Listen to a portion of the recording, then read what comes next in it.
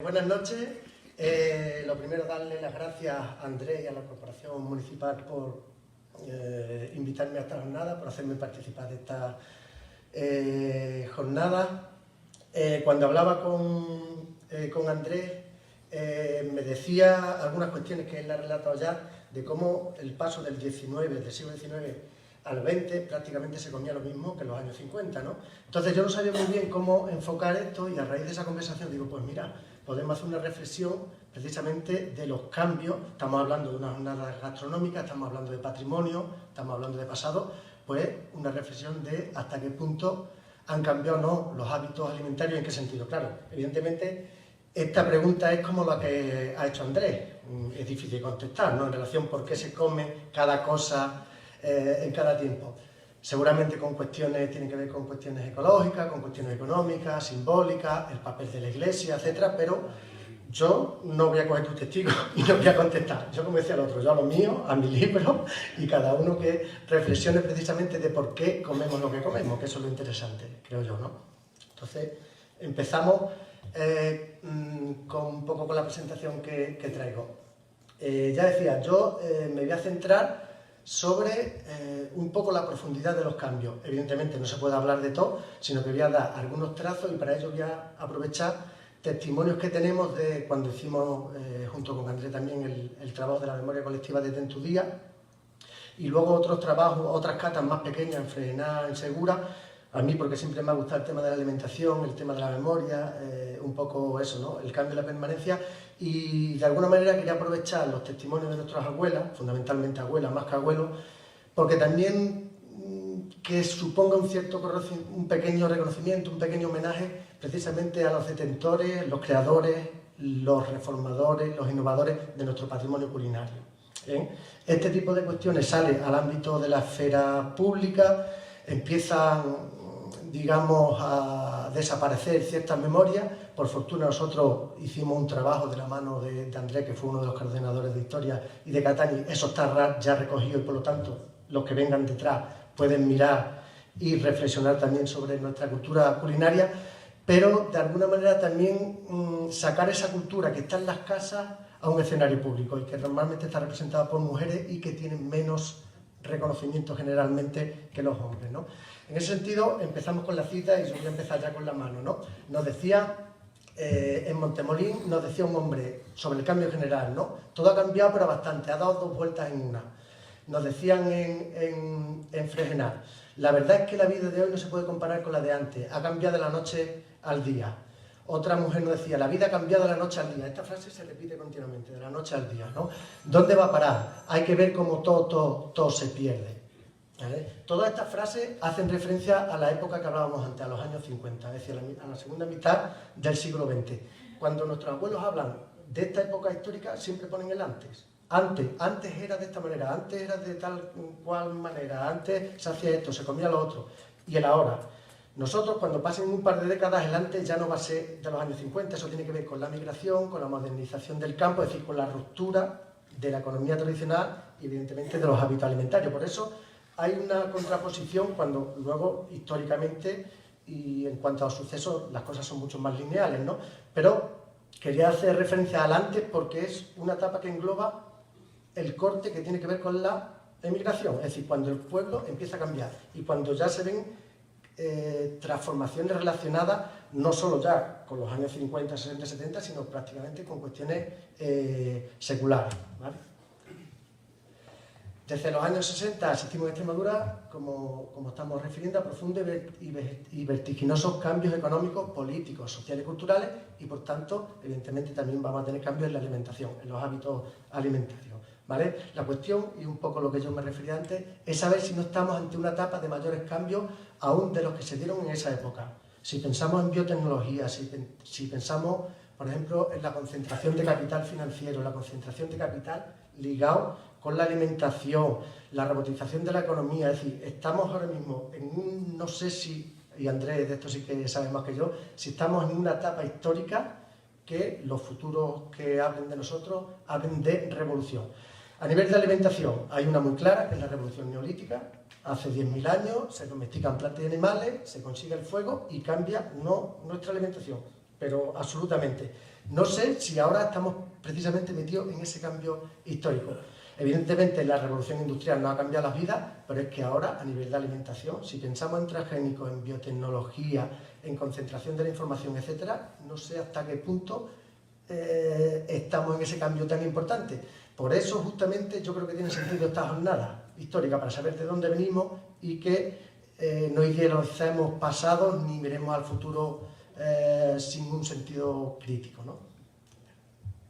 Bueno, pues si hablamos de pasado, nuestros abuelos, los que están vivos, evidentemente hay un corte que es clarísimo, los años del hambre, ya lo refería Andrés, ¿no? Aquí se pasó hambre y nos dicen esto, ¿no? Cuando había hambre se molía la cebada en un molinillo de café y hacían tortas y se frían como si fueran tortas. La lengua se te ponía rojo vivo, te raspaba la lengua. También se hacían tortas de bellotas, se machacaban, se manchaban y se frían. Y las bellotas también se cocían y se comían. Estaban más tiernitas para quien no tenía dientes. Esto de los dientes parece una tontería, ¿verdad? Es que ahora todos tenemos los dientes bien. Un implante, un empaste, un braque o broque, no sé, mi hermana, no sé la palabra, no puede ser. Pero es que antes la gente se quedaba sin dientes. Y eso es fundamental para comer, ¿no? Cuando hablamos de cambio, según donde pongamos la lupa, damos más o menos importancia a cuestiones que nos parecen banales, pero porque los vemos naturales justamente porque estamos metidos en el propio cambio. Por eso es importante estas referencias textuales, porque nos alumbran sobre realidades que ya parece que no han existido, ¿no?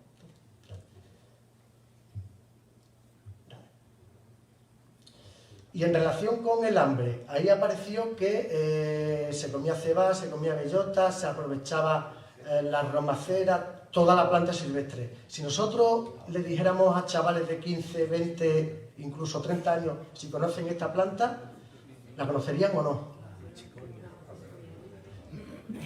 Y si le pusiéramos esta foto, ¿la conocerían o no? Nuestros jóvenes, o nuestras edades medias.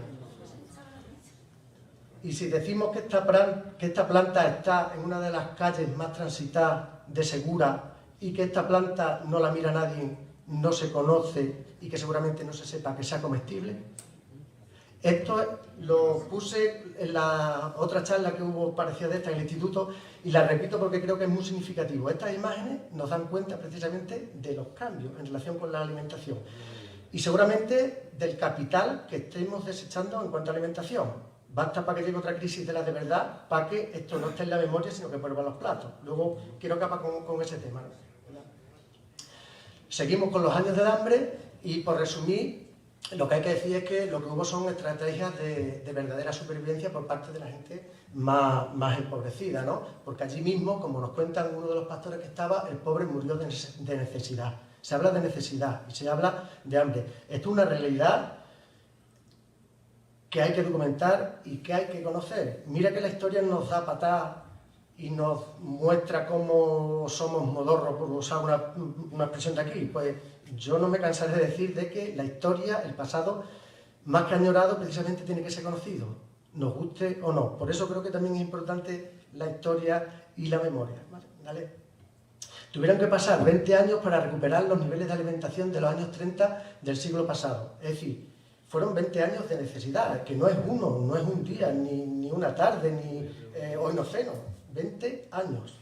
Y esto tiene que ver, evidentemente, con la devastación de la guerra, tiene que ver con los años de sequía del año del 45, se habla del año de los chochos, porque por la sequía solo se pudo sembrar ese año prácticamente chocho, pero también tiene que ver con la política autárquica, todo hay que decirlo. De hecho, cuando cambió la política económica, empezó a mejorar la población. Y estos son datos que están contrastados, por ejemplo, por Acosta, Rufino Acosta, de Montemolín, que hizo un estudio en el año 2002, pero curiosamente este año ha salido una tesis de eso, se llama Tiempos sin pan, una etnografía del hambre de posguerra en Extremadura, ¿vale? Una tesis de David Conde, de la UNED de Madrid, que la he leído este año, a mí me llegó por correo, por ser del gremio, pero me imagino que estará en internet, lo digo porque lo que recoge este hombre en relación, habla sobre todo de los pueblos del Guadiana y de pueblos de Cáceres, repite y básicamente corrobora lo que nosotros estuvimos estudiando hace 20 años con la memoria colectiva de Tentudia, esa época de necesidad, de penuria, de miseria, que es bueno no olvidar, precisamente para no repetirla. Claro, después del hambre y antes de la inmigración viene un corte que Naredo llama agricultura tradicional, agricultura natural. Esa es la referencia que se usa desde el presente para hablar de las dietas y es la que coincide con la que hablaba Andrés de finales del siglo XIX y principios del XX, ¿no? Es un corte, este es el antes. Este es el antes real. Cuando nuestro abuelo dice antes, está hablando de 1950 y tantos largos hasta los años 70, más o menos. Ahí empieza a transformarse el campo, empieza la capitalización, la mecanización, empieza la migración, con lo cual hay que invertir más en capital de fuera, en fin, lo que es la globalización que a nosotros nos llegó 20 años más tarde que a Europa, ¿no? En ese sentido, nos dicen nuestras abuelas lo siguiente, en esa época, en invierno las migas y también la sopa, ahora las migas se hacen para merendar, pero antes se hacían para el almuerzo, cuando te levantabas te tomabas el café bebido y después se comían las migas o la sopa, cuando salían los hombres al campo, pues se la comían por la mañana y luego comían de sequera. La palabra sequera seguramente ya habrá gente que no sepa lo que significa. Y es una categoría cultural fundamental, ¿eh? Y luego comían de sequera, pero en el campo también se almorzaban sopas, se hacían calandracas, sopas de tomate, sopas de berro. Por lo regular todos los días garbanzo y el domingo arroz con papa y bacalao, o frijoles blancos con bacalao o con chorizo. Antes había en todas las casas 3 ollas de garbanzo, una los tenía en remojo, otra cociéndolo y en otra ya cocido. Yo creo que esta frase ya ejemplifica la importancia de la legumbre, por cierto muy buena desde el punto de vista nutricional. El gazpacho era para merendar y para cenar, se comía el tocino con el tocino crudo o del cocido, que se apartaba y también se comía. Al gazpacho se le echaba de todo, papas asadas, si estabas en el campo y cogía un pájaro se lo machacabas también, un huevo cocido, en el invierno lechuga, riquísimo por cierto con lechuga, también culantro, y si los hombres estaban todo el día por la noche, cuando llegaban a casa entonces se comían los garbanzos por la noche. La misma serie que hablaba Andrés 100 años antes. Que no había cambiado, ¿vale? Dale 2 o 3 veces seguidas. Otra, ya está. Entonces, resumiendo mucho, esta era la dieta de esos años, que ya no me voy a parar porque ya la refirió Andrés. En el almuerzo, que ahora llamamos desayuno, se comían por la mañana las migas o las sopas calientes. Las sopas calientes eran básicamente sopas de ajo, sopas de tomate y sopas de berro. Y las tostadas. Las tostadas eran migas con pan y también mojadas en vino y con azúcar. La gente que tiene pitarra usaba el vino, porque el vino no solo era considerado como algo para beber, por supuesto, y no voy a negar yo eso, pero tenía una connotación también de alimento, se comía, de hecho se le echaba a las tostadas para llenar la panza. En la merienda, cuando llegaban los hombres del campo se comían los garbanzos, y por la noche la cena. Si las personas, los hombres, no llegaban al mediodía, llegaban por la noche, se cambiaba el turno, es decir, o había migas, garbanzo o gazpacho, o migas, gazpacho y garbanzo. Hay que decir que los garbanzos no son como los que tenemos ahora. Para la mayoría de la población, evidentemente, quien tenía posible, sí le echaba todos los avíos, pero la mayoría de la gente eran garbanzos más bien pelados, con un cacho de tocino viejo, con chorizos que no son como los de ahora, porque ahora se echa a los chorizos mucha más carne, paletilla, pero antes era básicamente grasa, porque los jornaleros, los pequeños propietarios, tenían que vender parte de la carne pues para comprar un pantalón a su hijo, es decir, economía doméstica, ¿no? En el verano no cambiaba demasiado la alimentación, se seguían comiendo migas, bastante menos por el tema de calor, pero se seguían comiendo, y luego sopas frías, las famosas calandracas o algún salmorejo, y también las tostadas, y luego la merienda y la cena, lo mismo, ¿vale? ¿Qué ocurre? Que luego, dentro de estas generalidades, había muchos matices, es decir, esto eran comidas que se repetían, que de alguna manera eran monótonas, pero eran comidas de alguna manera también deliciosas y ricas, porque dentro de esta generalidad están todos los matices. No es lo mismo un gazpacho con lechuga que con cole, no es lo mismo un gazpacho con papas asadas y culantro, que en Fuente llaman gazpacho de invierno, que con lo que se nos ocurre, se le echaba de todo, uva, higo, esa mezcla de fruta y salado, esto que es agridulce, que por cierto parece que lo han traído los chinos, pero en el Mediterráneo viene del siglo XVII, era característico de nuestro pueblo. Todo esto también yo me gustaría que miráramos al pasado, no solo, como decía, por nostalgia, sino porque tenemos aquí un capital que podemos aprovechar precisamente con nueva gastronomía o con gastronomías caseras, ¿verdad? No tiene por qué... Dale. Dale 2 o 3 veces. Ahí, ya está, tú no. Ahí. Entonces, después de todo dicho, básicamente esta era la dieta de entonces. Fundamentalmente lo que se comía era pan, es decir, cereal. Estoy haciendo una traducción ya al ámbito de la nutrición. Evidentemente no estoy hablando de hidratos de carbono, pero no es lo mismo pan que cereal, y no es lo mismo cereal que hidratos de carbono simple, ¿no? Pero bueno, nos vamos a meter ahora en estos jaleos. Se comía pan, se comía garbanzo, es decir, legumbre, la matanza, quien podía, pero fundamentalmente grasa, pero eran grasas naturales.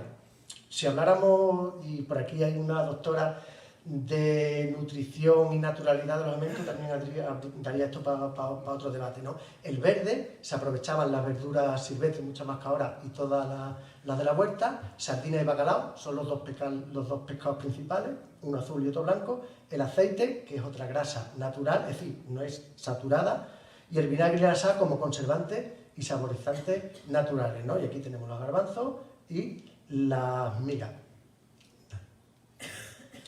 Por lo tanto, teníamos una serie repetitiva que solo se rompía eventualmente los domingos, donde se comía arroz o frijoles con pollo, bacalao o chorizo, y en las fiestas, donde lo típico era comer pollo con arroz, calderetas de borrego, antes se llamaba borrego, ahora le decimos cordero, calderetas de chivo y guarritos fritos, más los dulces de horno y fritos, ¿vale?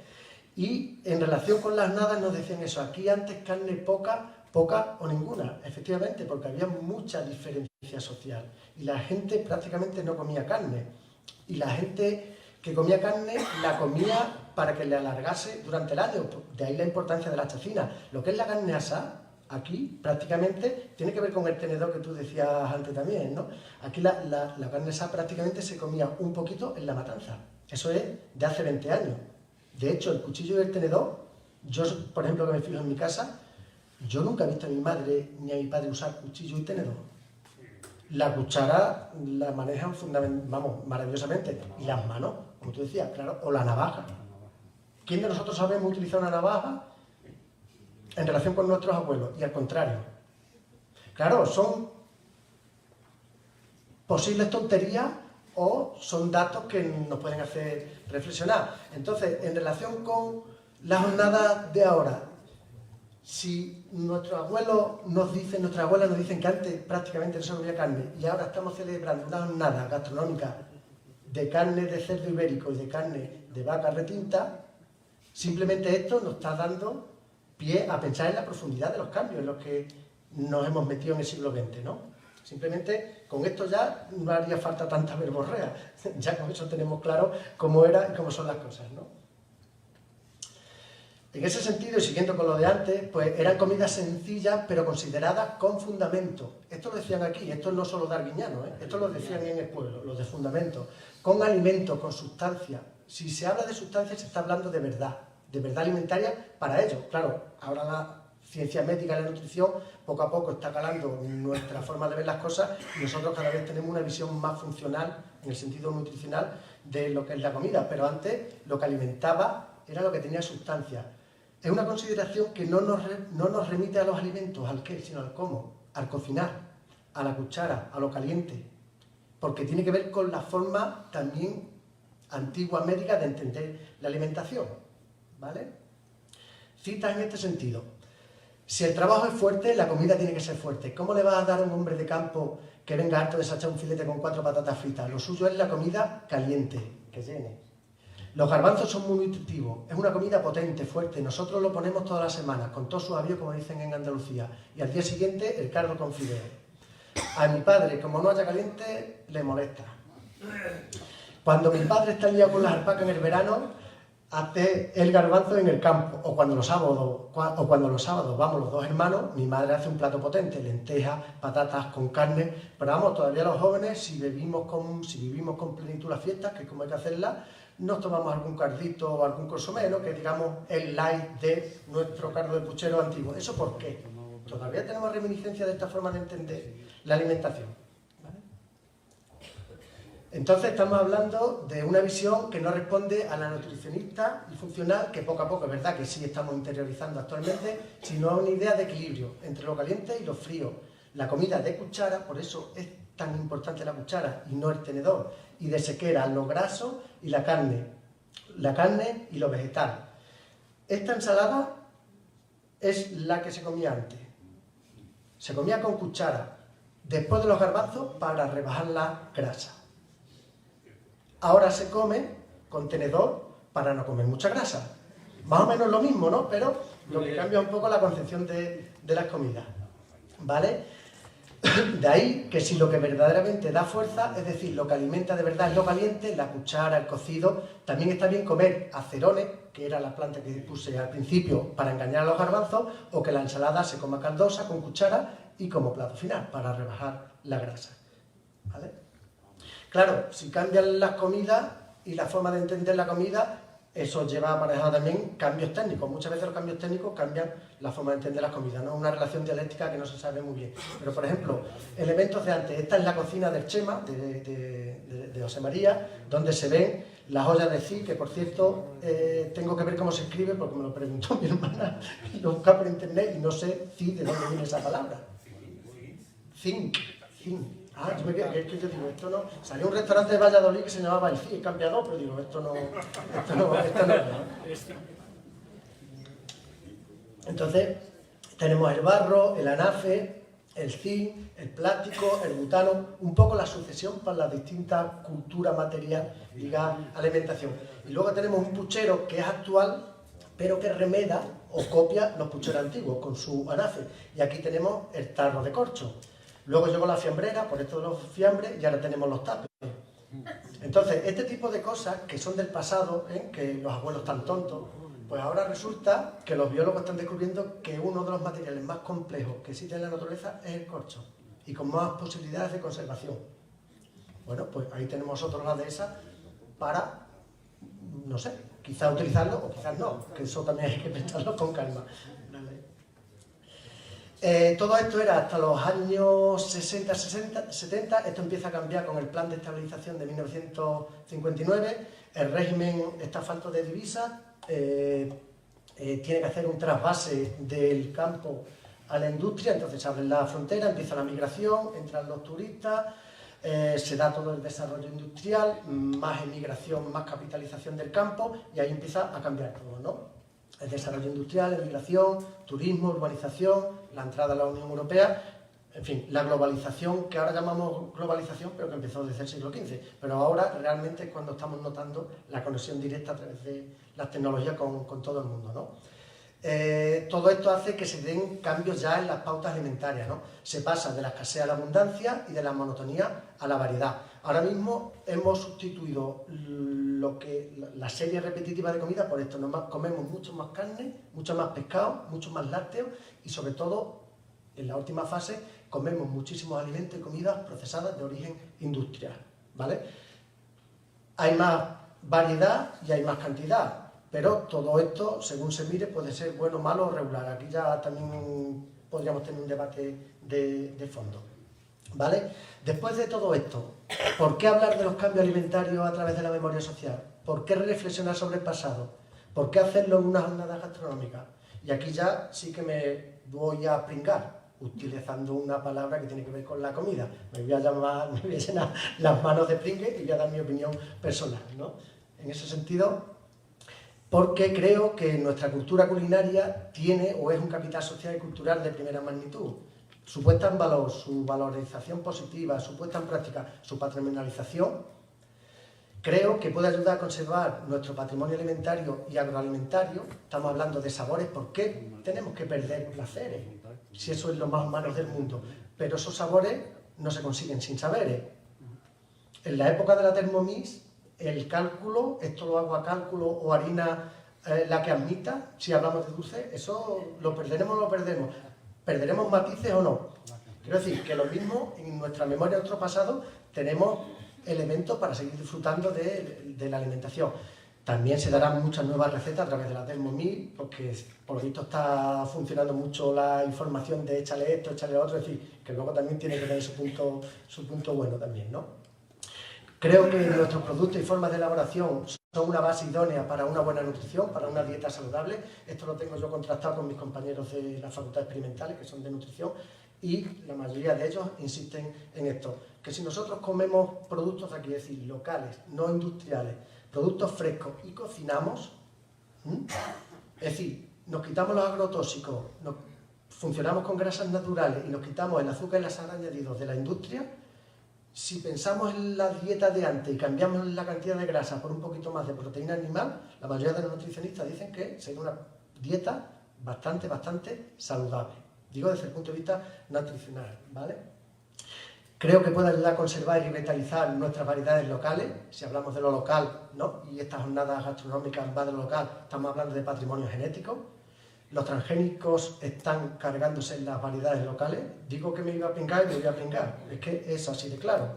Es decir, las variedades, por ejemplo, de las 75.000 variedades de manzana, quedan en torno a unas 100. Y de esas 100, solo 10 están circulando a nivel de consumo. Esos son datos de gente de biología que tiene estudios. Yo creo que eso es para hacernos reflexionar. En ese sentido, estamos hablando de biodiversidad y con la que está cayendo desde el punto de vista ecológico, más nos vale que cuidemos la biodiversidad, porque esto ya no es una cosa de hippie. Es decir, esto ya, los estudios científicos ya se están demostrando que iban en la buena dirección, ¿no? Creo que puede favorecer una economía social más ligada a los territorios. Por ejemplo, el tema de lo local, lo de aquí, pues no sé, temas de tienda, algún mercado local, la restauración. Yo en San Isidro he tenido la oportunidad de probar del amigo José Antonio y de la amiga Fefi un gazpacho de tomates de cuerga y eso estaba fabuloso. En otros sitios, si hubiera gazpacho con tomates de cuerga, ¿iría la gente a probarlo o no? ¿Tienen que ser a lo mejor otros los que valoren lo nuestro? ¿No? Por ejemplo, o los escabeches. Es que es una maravilla. A pesar de que yo tampoco soy muy fanático de los escabeches, pero una comida para una restauración que se conserva bien y que tiene la posibilidad de hacerse con peces de río, bueno, ya no porque no se puede, pero con peces de huerta, que eran los freones verdes, con pencas de acelga, además comida saludable, con pollo, o metiéndole nuevas variantes. Yo tuve la oportunidad de probar, bueno, lo probé pero poquito, porque no soy de bacalao, escabeche de bacalao. ¿Por qué no tirar del pasado justamente para mirar al futuro, ¿no? El turismo, bueno, ¿por qué no? Y sobre todo el autoconsumo, es que tenemos la posibilidad de comer bien, comida rica y comida sana, ¿vale? Nos permite también reflexionar sobre los valores de convivialidad y comensabilidad en torno a la cocina, al fuego y a la mesa. Otra de las cuestiones que cada vez más en la antropología de la alimentación se está reflexionando.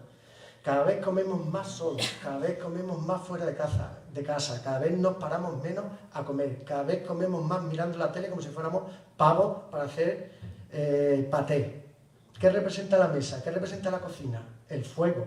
Es que es paradójico porque precisamente el fuego ha sido fundamental en la evolución y no solo porque permitió comer muchas más proteínas a través de la ingesta de lo cocido o lo asado y eso, en fin, el crecimiento del cerebro, la liberación de las masas, todo este tipo de cosas que tienen que ver con la evolución, sino con la colaboración. Nosotros como especie hemos sobrevivido por la colaboración entre nosotros y fue el fuego uno de los inventos y usos que hizo que nos untáramos, que compartiésemos, que colaborásemos. Como especie somos débiles, pero precisamente el fuego ayudó, la cocina, la comida, el comer juntos, la comensalidad, ayudó a que nosotros como especie superviviésemos. Es que es muy interesante y cómo ahora el fuego está dejando de tener importancia. ¿Y hasta qué punto? Esa es la cuestión, porque yo creo que todos los que vemos nosotros una candela, hay un refrán aquí que dice: nunca te cansarás de ver llover ni la candela arder. ¿Por qué emboba el fuego? ¿Por qué emboba? ¿Y por qué siempre que alguien está haciendo comer, asomamos todos los hocicos? ¿Banalidades o evolución de la especie? No sé, también para seguir reflexionando en este tipo de jornada.